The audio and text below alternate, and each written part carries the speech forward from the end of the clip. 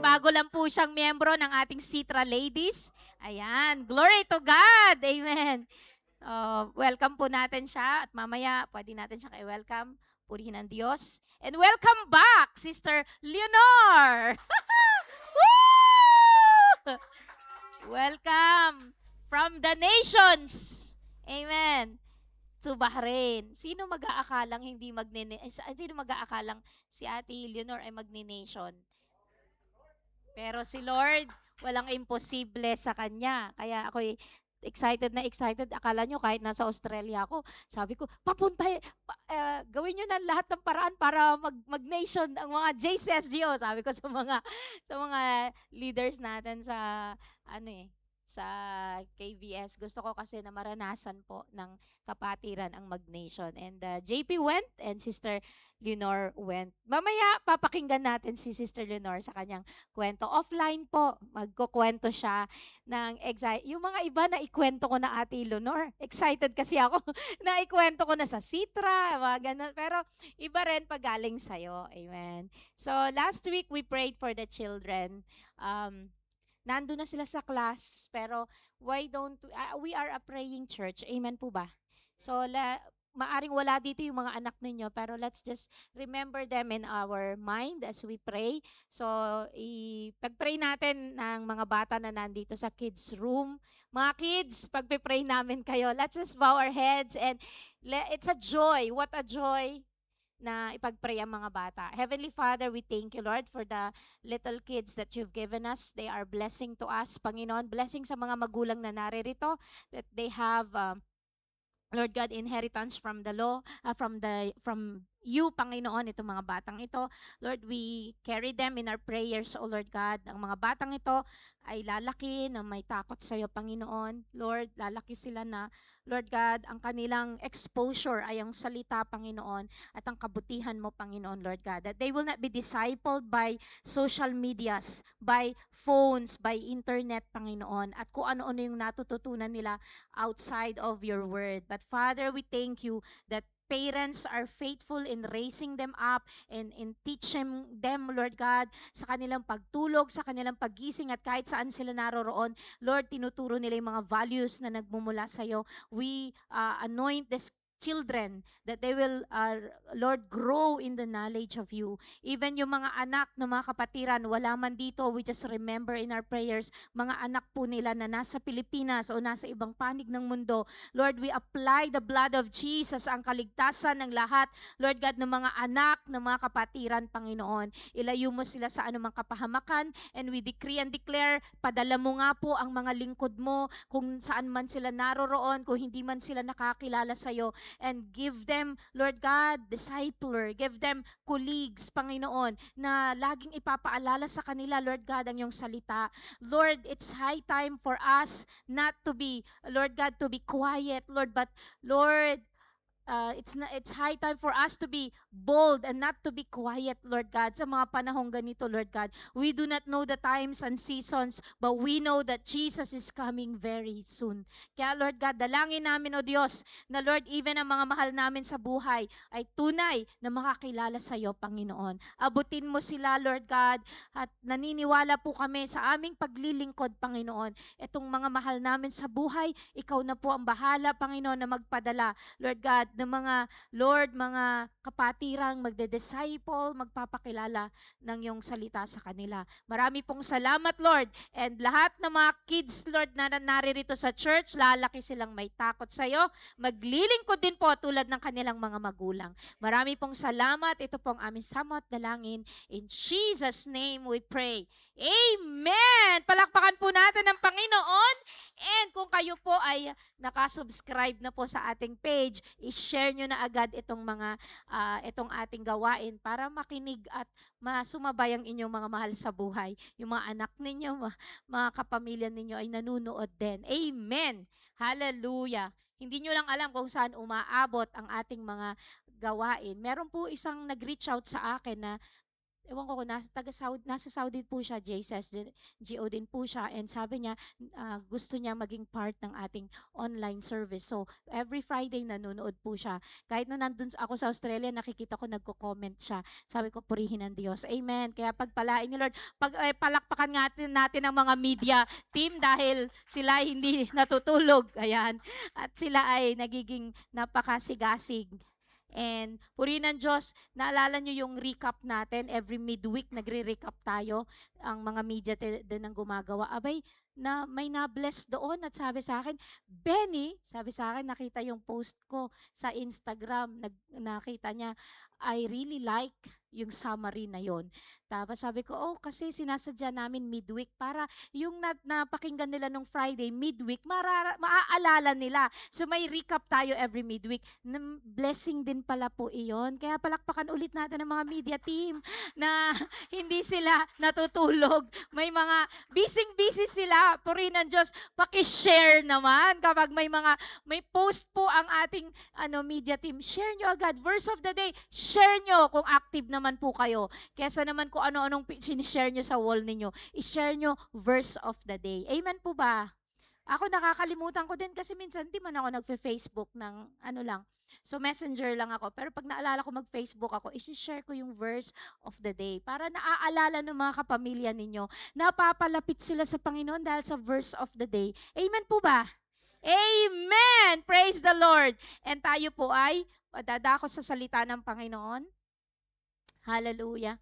Let's have a recap of last week. Ang last week po natin is Christians' priority is God's kingdom. Sino nakakaalala nung topic natin? Ang priority nating mga Kristiyano ay ang kingdom ng Panginoon. Kaya nga, pinag-aralan natin Matthew 6:33, seek ye first the kingdom of God and His righteousness, and all these things shall be added unto you.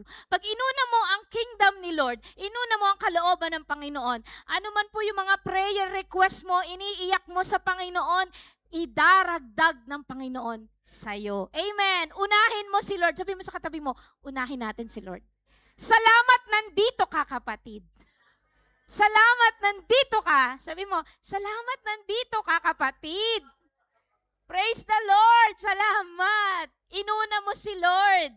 Kasi yun ang priority natin. Amen. Okay, ngayon dadako naman tayo sa topic natin, balancing truth and church and grace. So paano ang church ibabalanse niya ang truth and grace? Kilala niyo po ba si truth at si grace? Si Grace, alam ko, kilala ko si Grace. Pero si truth, wala naman ako alam na may pangalan ng truth. Pero truth and grace, natin yan mamaya, i-define natin. Amen. Sinong ready? Sinong excited? Sinong gusto matuto? Ayan. So ano po ba ang church? What is church? Church is a movement of people who gather together to fulfill a divinely inspired and spirit-empowered mission. Ang church po ay movement of people. Tayo po ay church. Hindi ang church is itong building. Ang church is movement of people na nag-gather, praise the Lord, para ano? To fulfill a divinely inspired and spirit-empowered mission. Kaya tayo nag-gather para ano? Magchismisan? Hindi po. We are gathered to fulfill ang divinely inspired. Ano po yung ginagawa natin? Ito, inspired by God. Nag-aaral tayo ng salita ng Panginoon. So we are gathering para i-fulfill natin ang inspired ng Panginoon na gathering and spirit-empowered mission para ano, lalo mapalakas ang mga spiritual ng buhay natin. Amen. Sino kapag umaattend ng church na be-bless? Pag umaattend ka, na-empower ka, na-encourage ka. Sabi mo, very timely yung mensahe, pastora. Ako yun. Okay, minsan si pastora naman, ako na naman. Bibihira na nga ako umaattend. Pag umattend ako, ako ulit. Hindi ko sinasadya yun. Salita ni Lord yun, inspired by the Word of God, para ano? Para ikaw ay mabago. Amen. Praise the Lord. So yan po ang church. Sino nakikita nyo? Tama ba? Yan ba tayo? Yun ba ang JCSG o Bahrain? Ito'y movement ng tao na ang nais natin ay mapalakas ang isa't isa. Tama ba? Dapat yan ang JCSGO Church. Kasi pag hindi yan ang JCSGO Church, medyo mali tayo, 'di ba? So kailangan ganun tayo, i-analyze nyo, tama ba? Ganyan ba tayo? Nakaka-inspire bang umattend ng church? Hindi nakakatisod, hindi yung parang, attend ako ng church, titignan nila yung damit ko, pag hindi maganda yung damit ko, hello, hindi ganon. Church is, hindi nagpapatalbugan ng damit. Ay, pag uma-attend ako, dapat yung the best ang damit ko, yung tatalbugan ko si Ate Isel. Oh, di ba? Lagi na lang si Ate Isel ang dapat yung kakabugin ko siya. Hindi kailangan pagandahan ng damit. Pagandahan sa presensya ni Lord. Kumbaga, aanin mo yung magandang damit, hindi naman tama ang puso mo, di ba? Church is a place wherein we are gathering to do and ma-inspire natin ang isa't isa. Pagkadating, uy sister, nandito ka, nakaka-bless. Ako'y nabibless sa buhay mo, nandito ka ulit. Hello, makita mo lang langit ng pakiramdam mo, nakikita mo yung mga gagandahan, nagwagwapuhang mga kapatiran. Amen. Sa tuwing Friday na lang, excited ka kasi Friday is for the Lord. Amen. Hindi yung ayoko umattend sa church kasi makikita ko na naman siya. Hello? Makikita ko na naman, sasama na naman ang loob ko. Hello, hindi ganun. Church is something that we are getting inspired because God is bringing us closer to Him and to people. Alam nyo, yung mga tao na nandito, hindi tayo matitinong tao. Marami tayong tinatagong mga marami tayong tinatago. Pangit ang ugali natin, may mga baho din tayo. Pero church is a place to inspire one another and to be changed from glory to glory. Amen. Ako ba na tumatayo dito ay perfect? Hindi din po. Hello. But by the grace of God, yan ang pag-aaralan natin, nakakatayo tayo sa harapan ng Diyos. So, who is the church for? Para saan ang church? The church is both for the saved and unsaved. Kapag ba pumunta sa church, dapat yung matino na, dapat hindi, bakit ka ganyan, nagmumura ka, hindi ka pwede sa church. Kaya nga may church para yung mga taong hindi pa nababago ay mabago at makakilala sa Panginoon. Amen po ba? Kaya wag niyo sasabihin, wag ka na mag-church kasi ang sama-sama na ugali mo. Kailangan mong mag-church. Amen. Kasi babaguhin ka na salita ng Panginoon. Amen. This is the church. Amen. And so, hindi mo pwedeng, pagpasok pa lang, sabi ko nga, bawal ang judgmental, di ba?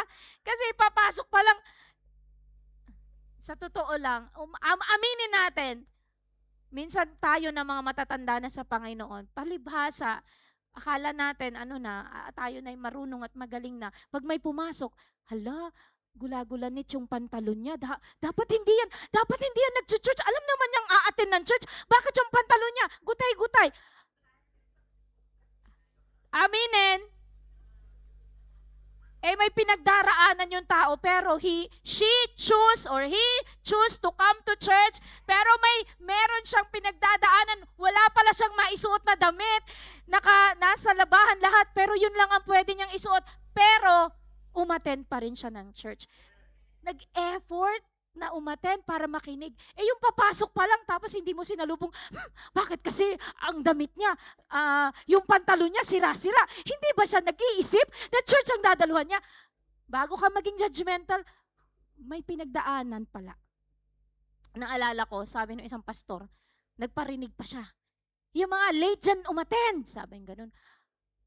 Attend na nga lang sa church, late pa. Yung pala, hindi nakatulog yung member na yun, napuyat sa baby. Pero despite na napuyat siya dahil gusto niya makapakinig ng salita ng Diyos, di bali ng late, mapunta lang sa church.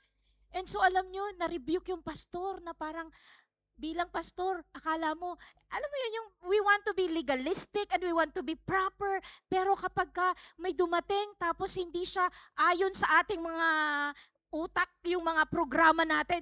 Tumataas ang kilay natin, nagtataray tayo. Teka lang, nabasagan ako ng salamin. So, nagtataray tayo, pero hindi natin alam. Kailangan pala ng tao ng grace. Amen po ba?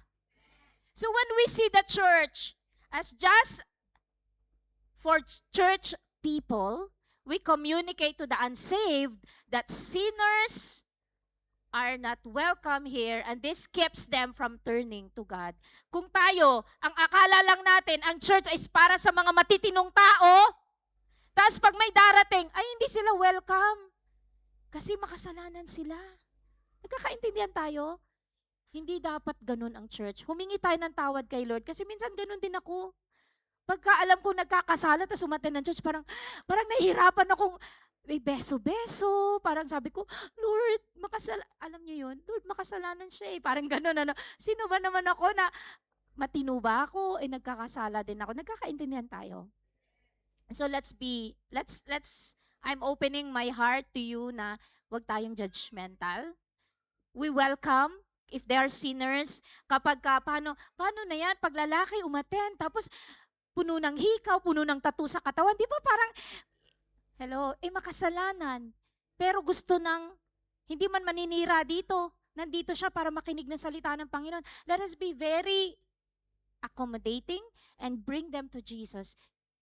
Share the love of God to these people. Kahit hindi natin naiintindihan, bakit ganun na itsura niya? Hello? So bago pa tayo mag-jump into conclusion, mahalin muna natin. Amen po ba? Kasi yung pagmamahal na ibibigay natin, yun pala ang kailangan niya. Suicidal na pala yung tao. Pero naisip niya, a-attend ako at kapag naka-receive ako ng pagmamahal sa church na yon, ibig sabihin, Panginoon, mahal mo ako. Nag-step inside. Tinitignan kung sino ang unang lalapit. At tas tayo lahat nakatingin tayo at parang tinaas baba natin. Bakit ganyan itsura niya? Hello, then wala nang nangyari. Itutuloy niya na yung plano niya. Pero kapag yung tao na yon, kahit na durug-durug may pinagdadaanan, nag-step forward, pumasok siya dito at biglang nakita nitong lalaki na hindi niya kakilala, niyakap niya agad. Brother, welcome ka dito. O, diba? O kaya may sister na dumating. Hello? Yung ang itsura pa niya, yung gothic, yung parang itim, tapos yung mga, alam niyo yung mga gothic, yung parang demonic ang itsura niya. Ano ba yan? Demonic. Pero dumating sa church, pumasok kahit sabi mo naligaw. Lapitan mo agad, yakapin mo. Mahal na mahal ka ng Panginoon. Salamat nandito ka. And that would break parang yung feeling na, ay, may nagmamahal pala sa akin. Are you with me? Yun ang purpose ng church. Amen! Nagkakaintindihan tayo. Tinuturuan ko ang sarili ko. Kasi bata ako, Kristiyano na ako. So feeling ko parang medyo na ako, judgmental na ako pagka may, hello, pero binabago tayo ni Lord. Amen po ba? Sino gustong baguhin ng Lord? Amen. Okay? Enjoy natin ang mensahe. There are two kinds of churches. May church na truth-oriented. Ano ibig sabihin ng truth-oriented? They love scripture, but lack love for the sinner. Gustong-gusto ng scripture, dapat stricta tayo, dapat susunod tayo sa salita ng Panginoon. Pero ano nangyayari? They are becoming critical and judgmental of the people who differ from their belief. A church, medyo pati mga damit, kailangan matinong-matino ang damit, parang planchado, parang alam mo yun, yung naiintindihan nyo. Ganon, talagang tapos they love scripture. Kapag may dumating na sinner, hindi welcome. Kasi nga, critical at judgmental sila sa mga tao kapag hindi iba yung belief niyan. So, nangyayari, nagiging truth-oriented lang ang church. Pero may kabila naman, grace-oriented church naman. They love sinners, but light on confronting sin. Gustong-gusto na sila, hindi, welcome mga makasalanan, fellowship tayo. Pero, hindi nila kino-confront ang kasalanan. Parang ang dating, ipagpatuloy mo lang yan, basta masaya tayo. Fellowship tayo every Friday, pero hindi mo siya nire-rebuke sa kasalanan niya. So you are producing an unhealthy tolerance of sin. Kapag grace-oriented ang church, Sige lang, pasok lang kayo kahit makasalanan kayo. Sige lang, pasok lang kayo. And sineselebrate natin sila. Naiintindihan nyo? Iba yung welcome, niyayakap mo, pero andyan na ang preaching, itutuwid ka ng salita ng Panginoon. Pero kapag grace-oriented, yung hindi, okay lang yan, fellowship tayo. At may mga iba pa nga kinakasal nila kahit mga LGBT. So that grace-oriented pero hindi na tinutuwid ang pagkakamali. Naiintindihan nyo? Kailangan balansihin natin ang katotohanan at ang grace. Amen po ba? Nagkakaintindihan? What happens when grace and truth get out of balance? Truth without grace breeds a self-righteous legalism that poisons the church and pushes people away from Christ. Pag ang truth without grace, ang mga tao ay mga makasalanan, lumalayo. Hindi na sila pupunta sa church kasi truth lang, walang grace. Pero ang grace naman without truth breeds moral license that produces an indifference to sin and keep people from seeing their need of Christ. Kapag grace naman, walang katotohanan, may license ang kasalanan. Hello, ipagpapatuloy mo yung kasalanan mo kasi hindi mo nakikita na kailangan mo si Kristo. So parang lang, social club na, okay lang, sige, let's gather, pero walang truth. So kapag truth, walang grace, hindi maganda. Pag grace, walang katotohanan, hindi rin maganda. Kapag ka hindi nakabalance, either truth lang o kaya grace lang, yung timbangan, hindi rin maganda. Sabi mo, hindi rin maganda. Pero, kailangan natin ng balance. A church that fully balances grace and truth is faithful to Scripture and friendly to sinners. They hate sin but love sinners. Amen. So hindi mo gusto ang galit ka sa kasalanan pero mahal mo ang mga makasalanan. Amen. Nagkakaintindihan tayo. Mamaya babasahin natin yung mga verses na ipinrovide ko dyan sa John 1:14. Ito yung example ni Jesus. Basahin po natin. Punta na tayo dun sa verses na meron akong pinrepare. John 1:14. Basahin natin. And the Word became flesh and dwelt among us, and we beheld His glory, the glory as of the only begotten of the Father, full of grace and truth.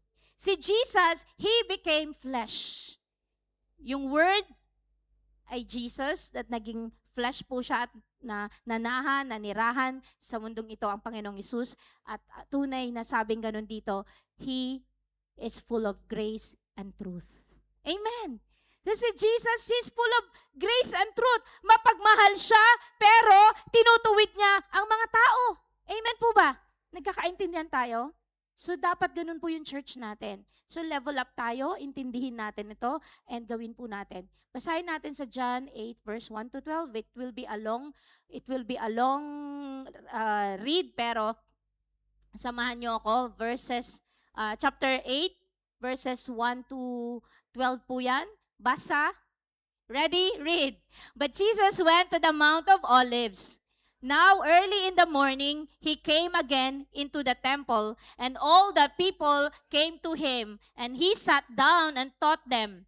Then the scribes and Pharisees brought to Him a woman caught in adultery. And when they had set her in the midst, they said to Him, Teacher, this woman was caught in adultery in the very act. Now, Moses in the law commanded us that such should be stoned. But what do you say?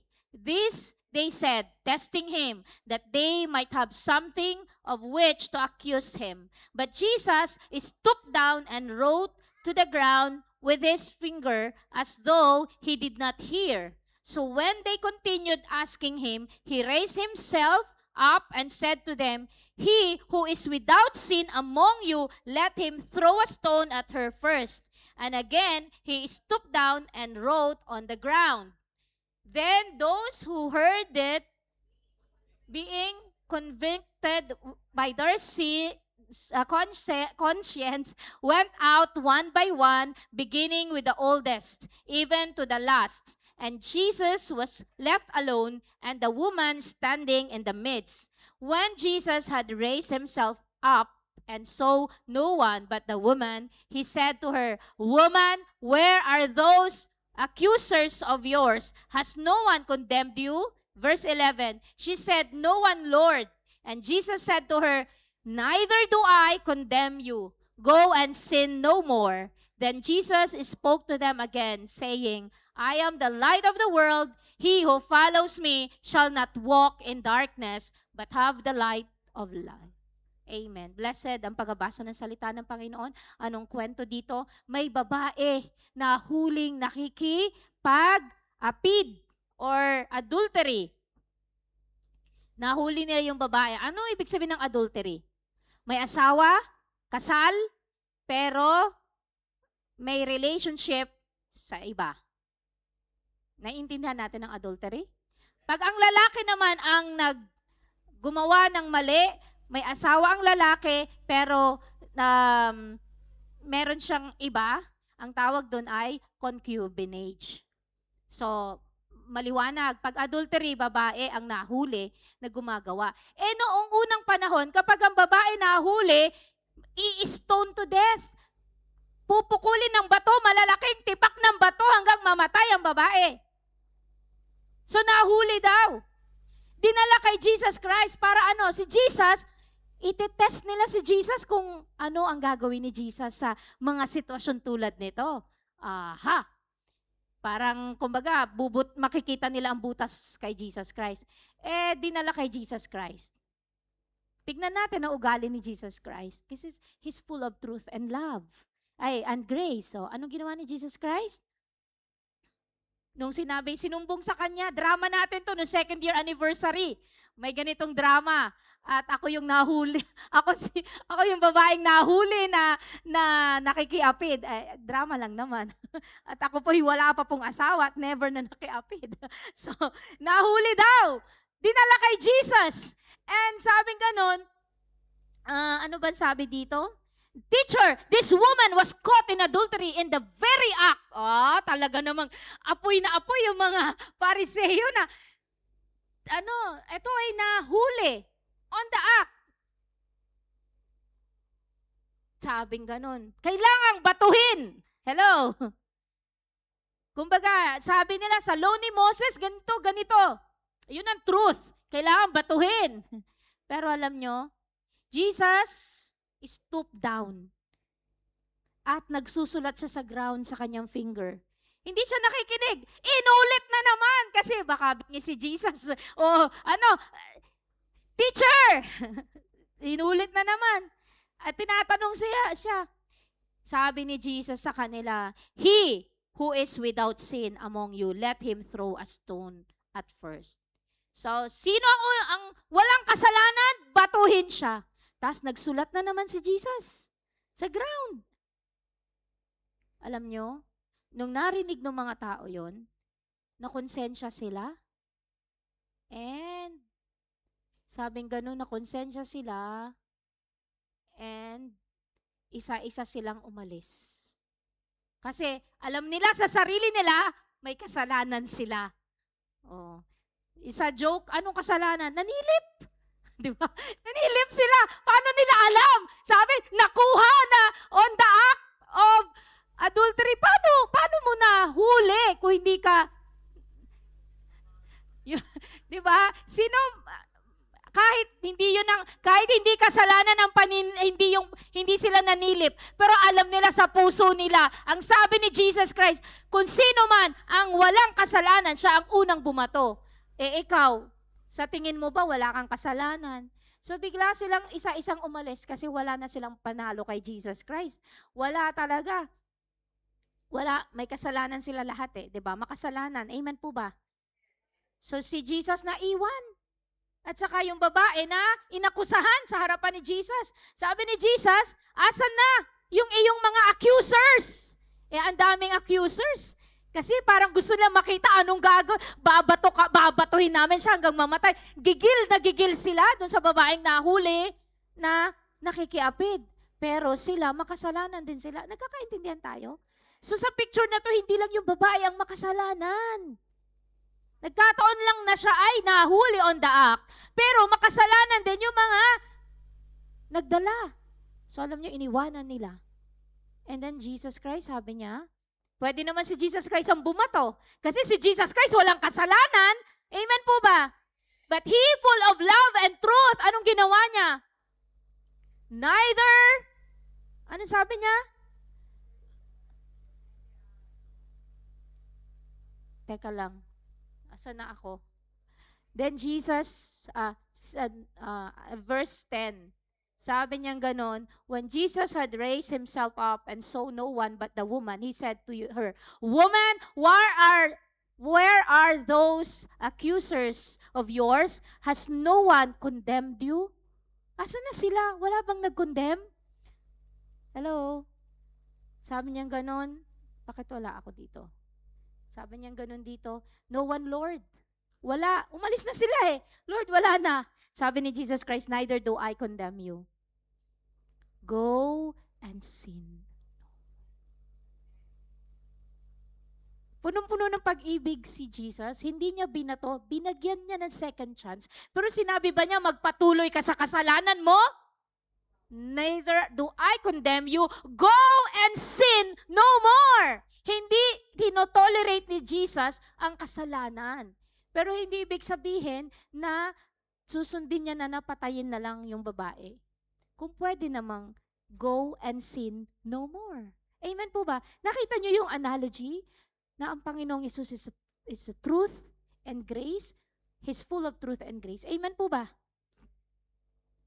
Hallelujah. Hallelujah. I don't know if I still have time. Namali ako ng ano dito. Yan. So, eto naman sa Acts 15, basahin lang natin ito. Napaka ng mga Jews noon. Ito'y full of truth pero walang love. Basahin natin Acts 15:1-5. And a certain man came down from Judea and taught the brethren, unless you are circumcised according to the custom of Moses, you cannot be saved. Yun ang kanilang pinipilit na ini-implement na kapag hindi ka tuli, hindi ka pwedeng maligtas. Yun ang ng mga Jewish. Pero alam nyo, Jesus Christ died on the cross. Hindi na yung kailangan, ang pagtutuli na ngayon na hindi lang sa circumcision ng kalalakihan, kundi circumcision of the heart. Nung si Jesus Christ ay dumating. So sabi sa verse 2, Therefore, when Paul and Barnabas had no small dissension and dispute with them, they determined that Paul and Barnabas and certain others of them should go up to Jerusalem to the apostles and elders about this question. So sabi ng mga Hudyo, ng mga Christian, kasi ayaw nila ang mga Gentiles ay maligtas. Gusto nila, kung gusto nyo maligtas ang Gentiles, dapat is-circumcise muna sila. So ganun yung mga issues noon sa early church. Yun yung truth but no grace. Ayan. Na natin yan. Ang bottom line, hindi ko kasi mabasa masyado. Ayan. So, being sent on their way by the church, they passed through Phoenicia and Samaria, describing the conversion of the Gentiles, and they caused great joy to all the brethren. And when they had come to Jerusalem, they were received by the church and the apostles and the elders, and they reported all things that God had done with them. But some of the sect of the Pharisees who believed rose up, saying, It is necessary to circumcise them and to command them to keep the law of Moses. Ang ganda, ang saya-saya, ang daming naliligtas na mga Gentiles. Hello? Pero yung mga Pharisees, ayaw nila ng ganun. Hindi, kailangan sila is-circumcise ayon sa law ni Moses. Kung hindi sila ligtas. Yun yung nagiging kaguluhan sa early churches. Yun yung truth-oriented, pero hindi grace-oriented. Pero sa Acts 15 verse 19, Therefore I judge that we should not trouble those from among the Gentiles who are turning to God. Yan ang sinabi. as a grace naman, wag nating i-judge yung mga tao na mga Gentiles na nag-turn kay God. Kasi mga Gentiles, hindi sa kanila yung strict law of circumcision. So, eto, binabalanse ngayon ng ating author ng Book of Acts na hindi dapat kung ano lang yung law ni Moses, yun, dumating si Lord dito para para maging ransom sa ating mga kasalanan. So kapag tinanggap mo si Jesus sa puso mo bilang iyong Diyos at sariling tagapagligtas, hindi na issue yung circumcision na gusto ng mga Hudyo. Ang circumcision ngayon, kaya circumcise sa mga kalalakihan, ko hindi, depende sa culture nyo. Depende sa Pilipinas, sinicircumcise sa mga bata, pero sa ibang bansa na hindi sinicircumcise, pag Kristiyano sila, hindi ba sila papasok ng langit? Ang circumcision ngayon is the heart. Sabi mo, circumcision of the heart. Nililinis ang puso natin na maging karapat-dapat tayo sa Panginoon. Naiintindihan niyo yung balance ng truth and grace? Amen. Diretso po natin. Ito po, meron pong nangyari. Ayan. There is a parable na isang lalaki, sabing ganun dito, there are two men, verse 10, went up to the temple to pray. One, Pharisee, and the other, tax collector. The Pharisee stood and prayed thus with himself, God, I thank you that I am not like other men, extortioners, unjust, adulterers, or even as this tax collector. So may isang Pharisee, nagpe-pray siya, pumasok sa church. Pag nag-pray pa siya, may parinig, Lord, salamat! Hindi ako tulad ng iba dyan. Siya, extortioner. Extortioner yung ng Tagalog ng extortioner. Teka lang. Yung nangungutong. Ayan. Corrupt. Hindi gumagawa ng mali, unjust. Adulterers, may nambababae. Hello, nanlalalaki pa lang, adulterers. Oh, Lord God, sila ay mga tax collector. Kasi pag tax collector, madaya, may pandaraya. Yan. Yun ang prayer ng Pharisee. Sipin nyo, ang prayer ng Pharisee, mayabang, di ba? Ang yabang. Sabi niya, I fast twice a week. I give tithes of all that I possess. Yun ang kanyang prayer. Very proud. Parang sabi niya, pasok ako ng langit kasi may mga character ako. Pero yung tax collector, anong ginawa niya? Standing afar off, malayo. Hindi nga siya lumapit masyado sa church. Nandun lang siya sa likuran. Hello? Mahilig sa likuran pumunta kasi nahihiya. Hello? At ang sabi niya, ayaw pa nga niya itaas ang kanyang mata. Parang, Lord, ganun. Hindi. Yukong-yuko siya at sabi niya ganun. But beat his breast. Ginagano niya, binabayo niya ang dibdib niya. At sabi niya, God, be merciful to me, a sinner. Wala siyang profile na ilalabas kay Lord. Lord, have mercy on me, be merciful to me. Ako'y makasalanan. Hindi na siya nagsabi ng profile niya ng kasi wala naman talaga siyang profile kasi makasalanan siya. Nagkakaintindihan tayo? I tell you, this man went down to his house justified rather than the other. Amen. So sino daw na justify? Yung makasalanan. Kasi umamin siya sa kanyang kasalanan. Amen. Yung isa mayabang, pagdating sa church, nananalangin siya, itinaas niya ang kamay niya, nagpaparinig siya, Panginoon, salamat! Hindi ako tulad ng mga ibang tao dyan. Hello? Nagkakaintindihan tayo? Bago mo sitahin ang iba, baka meron pang malaking puwing sa iyong mata. Amen po ba? So let's have self-reflection. I-reflect na lang natin, buti pa itong tax collector, binayo niya ang dibdib, Panginoon, patawarin mo po ako, ako'y makasalanan. Hindi ako karapat-dapat na humarap sa'yo. It pays to be humble than to be mayabang. Amen po ba? Nagkakaintindihan tayo. If we do not balance grace and truth, either legalism, ang mangyayari sa church, legalism, truth without grace, or license. Ibig sabihin yung license, grace without truth ang ang magki-creep in sa church. Ibig sabihin magki-creep in sa church, mamaya-maya tolerated na ang kasalanan. Tapos sabi mo, kaya kung kayo po, si pastora, ipinapastor's office kayo, ibig sabihin, concern si Lord sa pamumuhay ninyo. Huwag po kayong, hello, hindi na ako a-attend kasi mukhang, hello, na ako, ipapastor's office na ako ni Lord, ni pastora. Kung ikaw ay kinakausap dahil mahal ka, we are truth and grace. Hindi natin hahayaan na may nakikita tayo, kakausapin natin. Mga care group leaders, hindi nyo ito-tolerate ang mga members ninyo. Iko-correct nyo sila with love, with grace. Amen. Kasi pag dumating ang Panginoon, pananagutan natin ang mga tao kapag hindi natin sila sinita at pinagsabihan. Amen. Why do we balance truth and grace? Why does balance matters? Too much truth without grace leads to harshness, legalism, and self-rightness. Kapag truth, walang grace, ang harsh. Si pastora naman. Sabing gano'n nung kaibigan natin.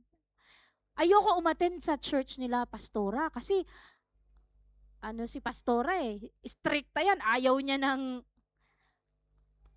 yung mga makasalanan, sasabihan natin. Pero hindi naman ibig sabihin, pag pumasok, oy, huwag kayong papasok, hindi kayo kasal. Oy, huwag kayong papasok. Hindi po ganon. Huwag harsh.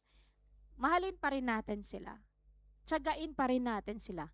Pero, sa maayos na paraan, over a cup of tea or coffee, sinasabihan natin sila na hindi, pinapaalalahanan natin sila.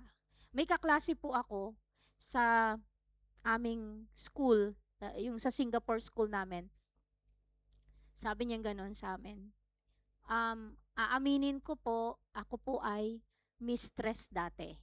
So, tinginan kami lahat. Sabi niya gano'n, ngunit nakilala ko ang Panginoon. At dahil nakilala ko si Lord, binago ako ng Panginoon. Ngayon, isa na siyang sikat na resource speaker, motivational speaker.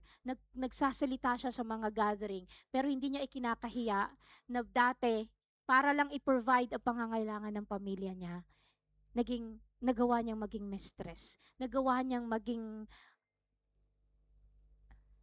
adulterer. O, diba? Pero, proud siya ngayon sabihin, si Lord ang bumago sa kanya.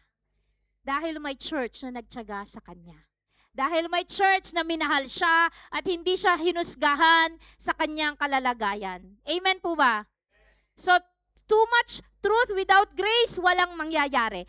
Too much grace without truth leads to permissiveness, enablement, and a loss of moral clarity. Kapag ang church naman umaten, tapos sineselebrate pa, alam na nga na nagpapatuloy ka sa kasalanan, hindi ka pa sinasabi ng pastora, hindi ka pa kinokorek ng care group leader mo, hindi naman po tama yon. Dapat may balanse. Ibig sabihin, as care group leader, pananagutan mo sila. As pastor ninyo, kapag kayo kinausap ko, hindi dahil, ayan na si pastora, kakausapin na ako, alam niya na may ginagawa akong mali, hindi na lang ako attend ng church. Hindi ganoon. Kaya nga may church para magpatuloy tayo sa Panginoon. Amen po ba? Para hindi natin ipagpatuloy ang ating mga nakagawiang kasalanan.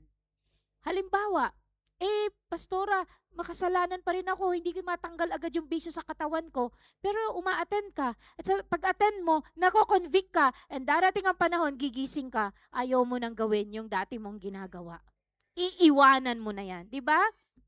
Dati manginginom ka, uminom ka ng Thursday, umattend ka ng Friday, may hangover ka pa. Pero, nagpapatuloy kang uma-attend, dumating sa araw na, ayaw mo na! Break na kami nung bote na yon. Hello?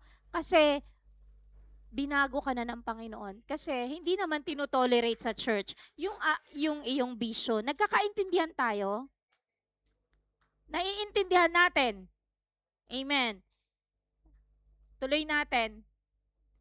Ayaw naman. Samahan nyo na lang.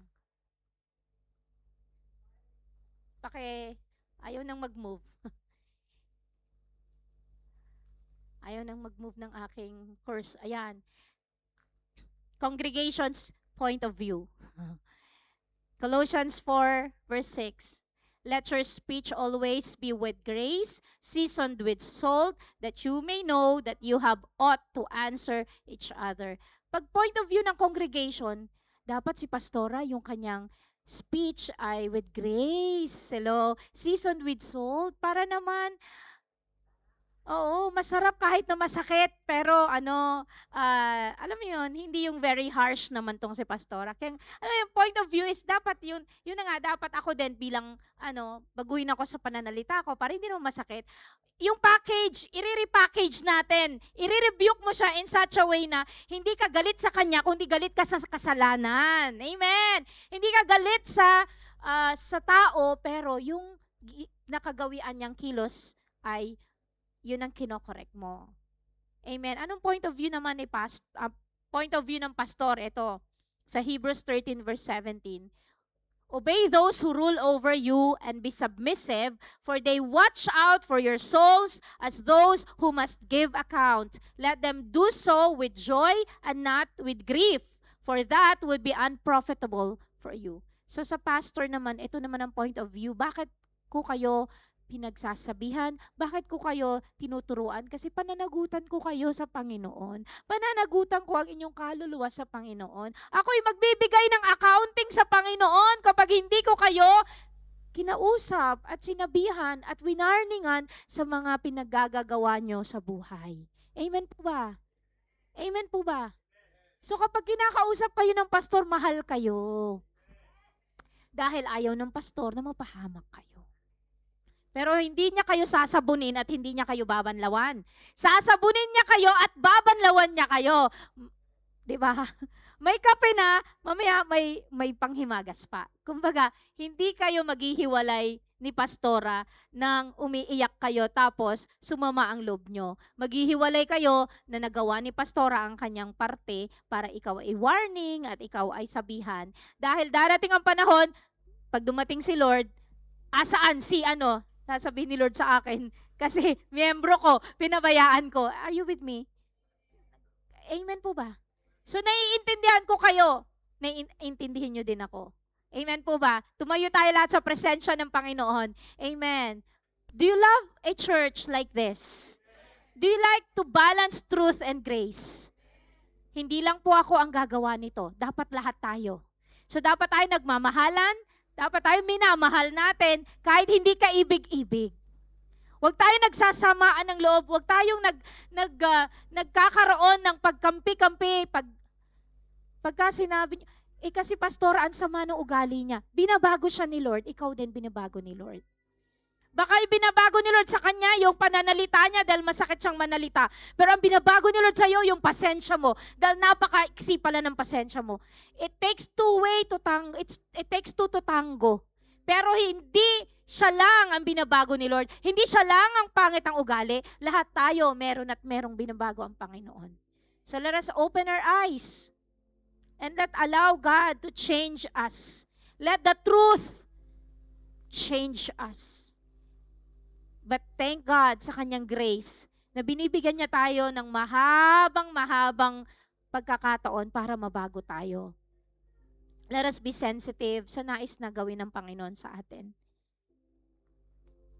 Humingi tayo ng tawad kay Lord kung naging judgmental tayo sa maraming panahon. Madami pong tao na wala dahil po ako din po ay harsh. Marami ding taong nasaktan dahil po hindi ako nag-isip sa mga binitawan kong salita. Pero alam nyo, nag-grow ako.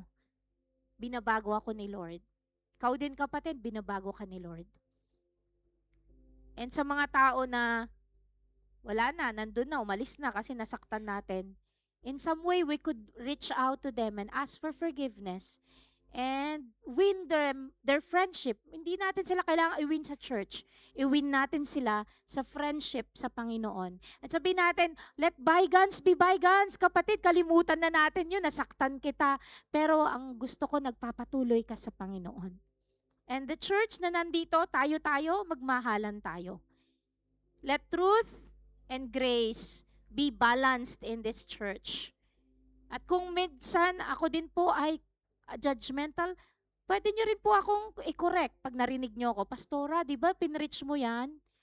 Pwede magpaalalahanan tayo. Mga care group, kapag kayo nagkukwentuhan na kayo at medyo nag-jeer up na sa mga kwentuhan, condemnation, at kung mga chismisan, paalalahanan niyo isa't isa. Di ba napag-aralan natin, let us balance truth and grace. So let us just constant reminders sa bawat isa. Amen po ba? So that this church become a church of truth and grace. Amen. Hallelujah. Hallelujah. Sige po, lumapit tayo sa Panginoon. And kung tayo naman nakakarinig ng mga salita at nararamdaman natin, ouch, ako yun. Huwag po tayong magtatampo. That's the truth. Binabago tayo ng Panginoon through the Word of God. Because the Word of God is powerful. Tumatagos sa kaibuturan ng ating mga kasukasuan, sa mga bulalo, kumbaga yung pinaka-bone marrow natin, tumatagos ang salita ng Panginoon para baguhin tayo. Magpasalamat tayo sa salita ni Lord kasi hindi tayo nananatiling kumbaga bansot or yung alam niyo yung hindi to lumalago, stagnant, kundi ang salita ng Panginoon tumatagos para baguhin tayo.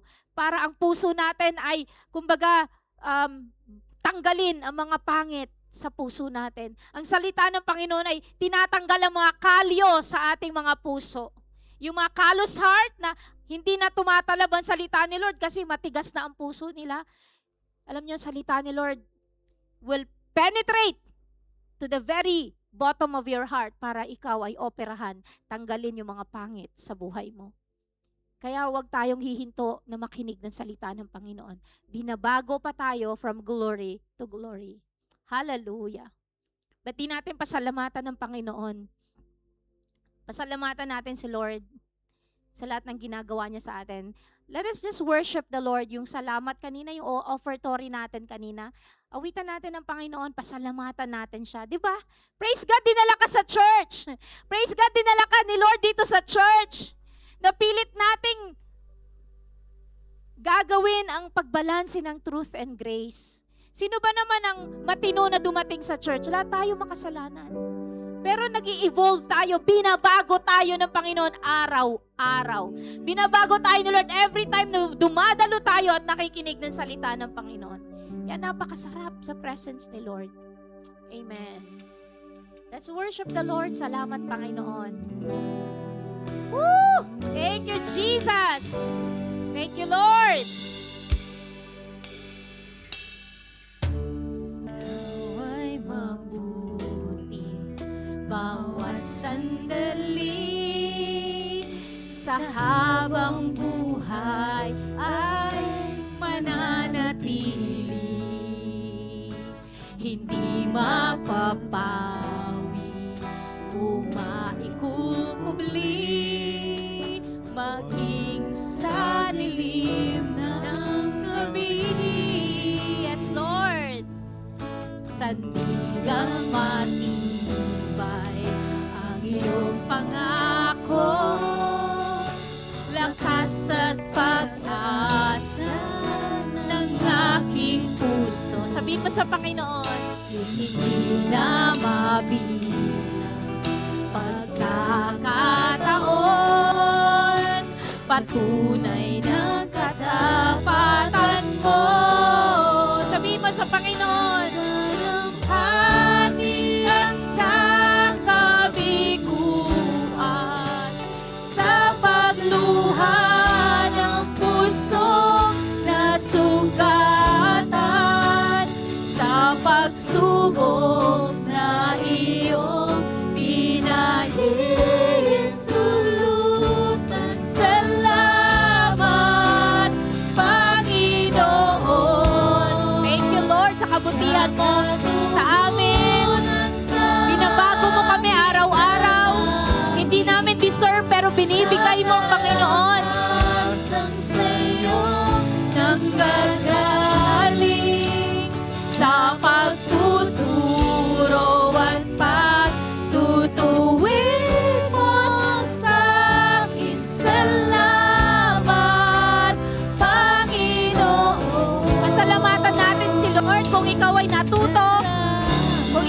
church na to, binabago ka ni Lord.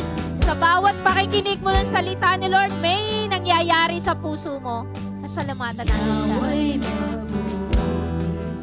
Bawat sandali sa habang buhay ay mananatili, hindi mapapawi kung may kukuli, maging sa dilim ng gabi. Sandigang matibay ang iyong pangako, lakas at pag-asa ng aking puso. Hindi na mabilang pagkakataon, patunay ng katapatan mo. Sa dalamhati at sa kabiguan, yes, Jesus! Hallelujah! Sa pagluha ng puso na sugatan, sa pagsubok na iyong pinahintulutan. Salamat, Panginoon, sa dalamhati at sa kabiguan, sa pagluha ng pusong nasugatan, sa pagsubok na iyong pinahintulutan. Salamat, Panginoon, sa katugunan sa aming dalangin. Thank you, Jesus. Thank you, Lord. Sa kalakasang sa iyo nanggagaling, Lord, magtuturo at pagtutuwid mo sa akin. Salamat, Panginoon, ikaw ay mabuti. Let's exalt His name. Ikaw ay tapat. Amen. Napakabuti at napakatapat ng Diyos. Nandito ka ngayon sa church. Amen. Ang salita niya ang bumabago sa atin. Hallelujah. Yes, Lord. Tunay ikaw ay mabuti. Ikaw ay mabuti. Siya nga po, Lord, salamat sa kabutihan mo sa buhay namin. Salamat. Minahal mo kami. Lord, hindi mo kami hinayaang makondem at mapahamak sa dagat-dagatang mapunta sa hell. Kundi, Lord, you gave us a second chance. You gave us many chances, Lord, para baguhin kami from glory to glory, Panginoon. Thank you, Jesus. Bakit hindi natin taas ang ating mga kamay? Tanda ng pasasalamat, pagsuko. Habang binabago tayo ni Lord, marami pang dapat baguhin sa atin. Wala pang perfect. We are being sanctified through and through the Word of God na ating pong pinag-aaralan. Kaya Lord, salamat. Salamat, Panginoon. Salamat, O Diyos. Thank you, Lord. Sa pagluha ng puso na sugatan, sa pagsubok Thank you, Holy Spirit. pinahintulutan. Salamat, Panginoon. Yes, Lord. Salamat, Panginoon.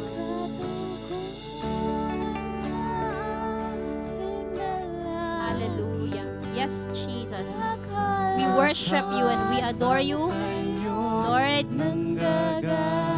wala kaming masabi sapagkat dakila ang pag-ibig mo sa amin, Panginoon. Tuwid mo sa akin, salamat, Thank you, Lord. Panginoon.